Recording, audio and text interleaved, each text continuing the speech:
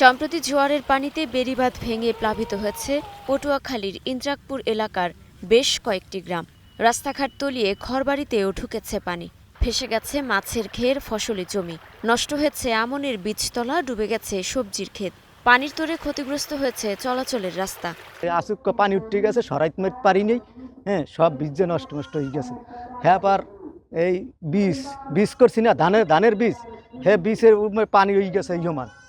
হ্যাঁ, অনেক ক্ষতি, গরু বাছুর, হাঁস মুরগি অনেক ক্ষয়ক্ষতি হয়েছে। আমাদের 2 বার বীজ নষ্ট হয়ে গেছে, আবার বীজ করা হয়েছে। এই বীজ নষ্ট হয়ে গেলে আমরা জমিতে রোপণ করতে পারবো না। তার ভবিষ্যতে আমরা যে 2টি লবণ ভাত খাবো সেই উপায় আমাদের নাই।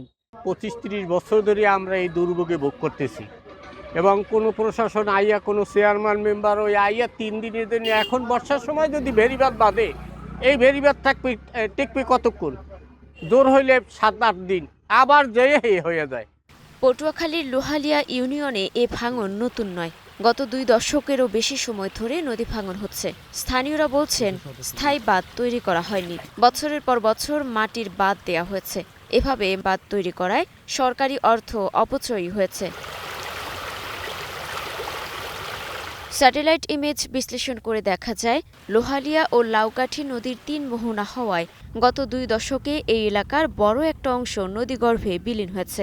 পানি উন্নয়ন বোর্ড জরুরি রক্ষণাবেক্ষণ বাবদ প্রতি বছরই 10 থেকে 15 লাখ টাকা ব্যয় করছে। এবারও পরিস্থিতি বিবেচনা করে জরুরিভাবে 13 লাখ টাকা ব্যয়ে 350 মিটারের একটি মাটির বাঁধ তৈরি করছে পানি উন্নয়ন বোর্ড। পান্তে তলাইয়া মাছ গাছ সব শেষ।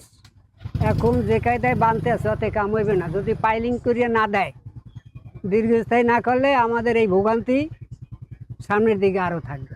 এই বছর যে ভাঙছে, মানুষ সবেমাত্র বীজ করছে আর কি, ধান চাষের জন্য যে বীজটা করে, সেই বীজগুলো সমস্ত তলাই গেছে। পটুয়াখালী পানি উন্নয়ন বোর্ডের নির্বাহী প্রকৌশলী জানান, স্থায়ী বাঁধ তৈরি করতে ভিন্ন প্রকল্প গ্রহণ করতে হয়। একটি প্রকল্প গ্রহণ করার জন্য সম্ভাব্যতা যাচাই যেমন ব্যয়বহুল, তেমনি সময় সাপেক্ষ। বর্তমানে 1 কিলোমিটার স্থায়ী বাঁধ তৈরি করতে প্রায় 50 থেকে 60 কোটি টাকার প্রয়োজন। যাতে ভিতরে পানি প্রবেশটা বন্ধ হয়, লোকজনের চাষাবাদে ক্ষতিগ্রস্ত না হয়, এটাকে আমরা ফার্স্ট প্রায়োরিটিতে রাখছি। আর স্থায়ীভাবে করতে গেলে আসলে প্রকল্প নিতে হয়, সেক্ষেত্রে স্টাডি করতে হয়। এটা আমাদের স্টাডি করব, সেই স্টাডির প্রতিবেদনের আলোকে আমরা পরবর্তী ব্যবস্থা গ্রহণ করব। শিগগিরই লোহালিয়া পাড়ের লাখো বাসিন্দাদের ভোগান্তির লাঘবে স্থায়ী বাঁধ নির্মাণ পদক্ষেপ গ্রহণ করবে সরকার, এমনটাই প্রত্যাশা স্থানীয়দের। মুক্তা আক্তার, স্টার নিউজ।